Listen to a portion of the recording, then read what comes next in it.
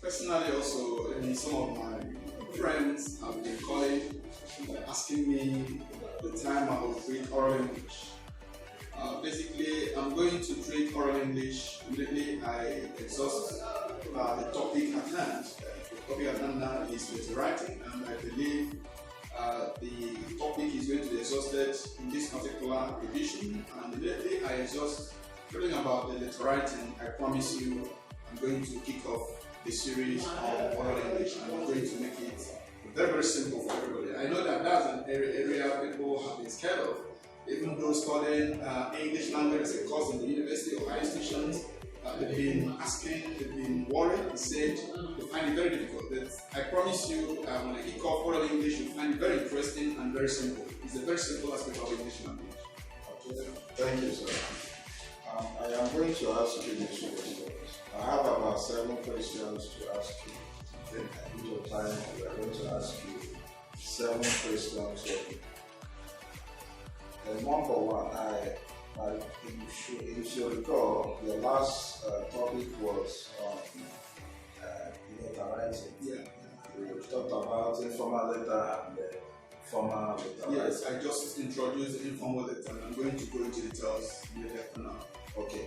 Now this question is coming from letter writing. The person that is asking this question is Anna from Olo, and Imo State. Now the person says, in your definition of the informal letter, you said that informal letters are written to one's relations or friends. Does it mean that one cannot write a formal letter to one's friends or relations? Alright, that's a good question. Informal letter, as I defined it when I kicked off the topic, I said it's a letter one writes to one's relations or friends. And when we come to formal letter, you also understand that formal letter is a letter that one writes to those who occupy official position in the society. Which means one can write a formal letter as well as a formal letter to one's relations or friends.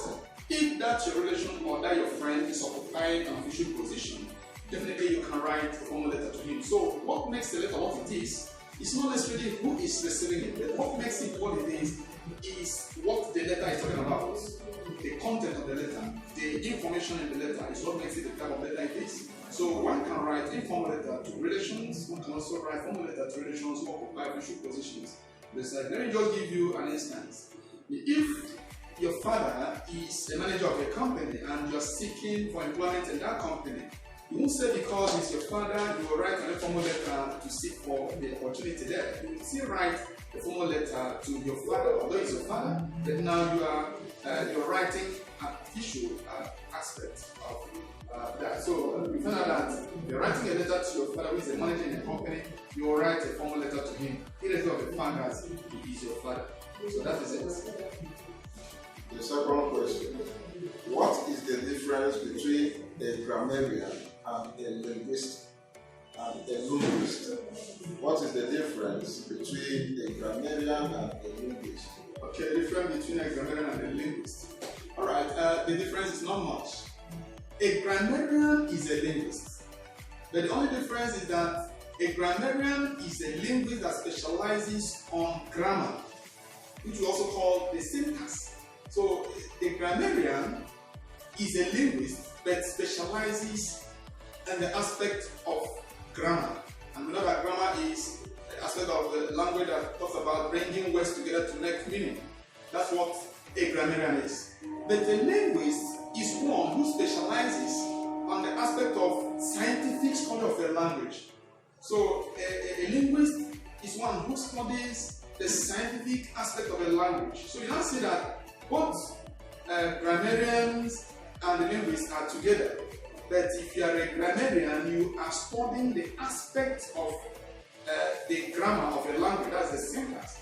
While a linguist is one who studies the scientific aspect of a language. So both of them are together, but the only thing different there is the specialization. Okay. That question is coming from Johnson. Johnson, I know you get to know the difference between both of them. A grammarian and a linguist. The third question is coming from Bola, and the question goes like this. is it correct to ask? Is it correct to ask someone how is you? If it is wrong, what is wrong with it? If asking somebody how is you? To ask somebody how is you, I think I've had somebody ask that question, and I was wondering where the person got that kind of grammar. How is you? Now, I think people that make use of that particular expression are just being funny. They just want to sound funny. It is grammatically wrong. Why is it wrong? It's wrong because in the rule of concord, of course, we know that the second person pronoun, which is you, cannot make use of is. That means it cannot make use of singular verb. And for one to say, how is you? That means the person is bringing singular verb, which is, and bringing second person pronoun, which is you, in the same expression, and there will be a violation of grammatical rule. So the right thing to say is, how are you? One should not say, how is you? It's wrong. It's wrong to say, how is you? Okay, thank you. To me, it's also wrong. It's very, very wrong. The fourth question is coming from Adesina. The question goes like this. The fourth question: which of these statements is correct? Which of these statements is correct? Okay. It is you who is wrong, or it is you who are wrong. Repeat those statements. Which of these statements is correct? Okay. It is you who is wrong, or it is you who are wrong. Okay. Before that, now we have a statement.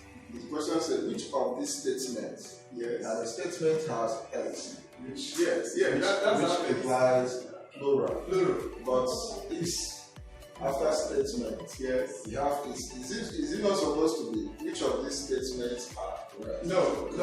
It should be which of these statements is correct, because out of the two statements, which of them is correct? So the statement is right. Now, he says, the first one there is what? It says, It is you who it is is you wrong, who is wrong, and or it it is is you who you are are wrong. wrong. Alright, now, it's still boiling down to the rule of concord, which I mentioned in the other question. When we say you will always go with plural verb, because whether you is seen as singular subject or plural subject, the plural of you is you, and it makes use of plural verb. So the right thing to say is, it is you who are wrong. You can't say it is you who is wrong, because you cannot go with is in any ramification. So the right thing to say is, it is you who are wrong, or it is you who are right, or whatever. So it should be you are, not you is. That's right. Statement. Thank you, sir. Yeah. The fifth question. Question says, can two English words have the same meaning? If no, as you said in one of your lectures, what are synonyms? Can two English words have the same meaning? If no, as you said in one of the lectures, what are synonyms? Alright.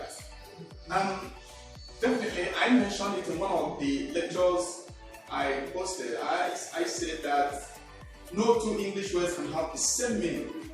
The only thing two English words can have is similar meanings, which we usually call a synonym. So synonyms are not words that have the same meaning. Rather, synonyms are words that share similar meanings. That's what we call nearest to the meaning. We say that something is near does not mean it's exactly there. So two words cannot have the same meaning. The two words can share similar meanings. Two words cannot have the same meaning. The two words can have similar meanings. So two words that have similar meanings is what we call the synonyms. What we call the synonyms.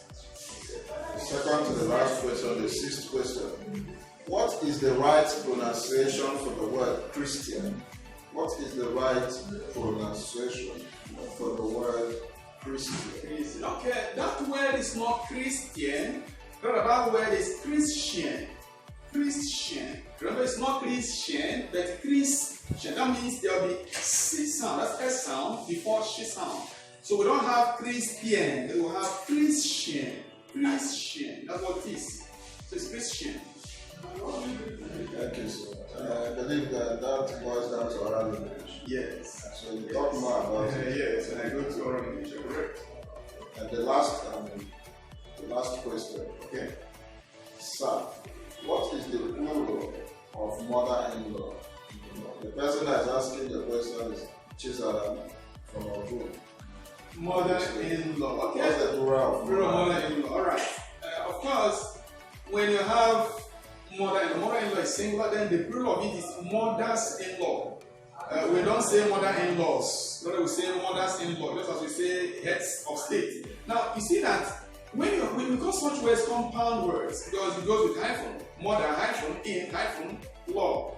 And it's one word now, made up of different words coming together to form one word. Now, when such cases come up, you find out that in those words that make up the compound word, one of them must be the noun, while the other ones will function as the adjectives modifying the head word, which is the noun. So the noun in that group of words is usually pluralized. That means it carries the S. The other ones don't carry S. So we say mothers-in-law, brothers-in-law, sisters-in-law, and so on and so forth. So it's mothers-in-law. That's the plural of it. Thank you so much. Welcome. So much thank you for granting us this opportunity for the fans to listen to the panel. Thank you so much for coming along. Thank you for listening. Keep asking your questions on our YouTube page and our Facebook page. Send us messages, call us on phone number. We are going to reach out to us. We are going to answer your question anytime, any day, even during exams. If you have opportunity to ask any questions, the example, you call us on phone or send a text message. That will be against the rule of explanation. We will definitely answer you anytime, any day. Thank you for watching. Thank you so much. Yeah. Thank you, viewers, and keep watching, keep asking questions. As you said, I will always be available to answer them. Remember, we're still having some backlog of the teaching on letter writing.